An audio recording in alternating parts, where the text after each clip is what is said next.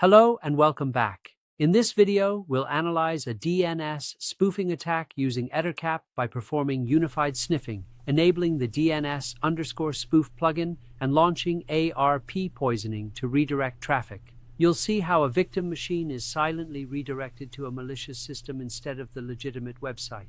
This lab demonstrates how attackers manipulate DNS responses to intercept and alter network communications. Let's get started.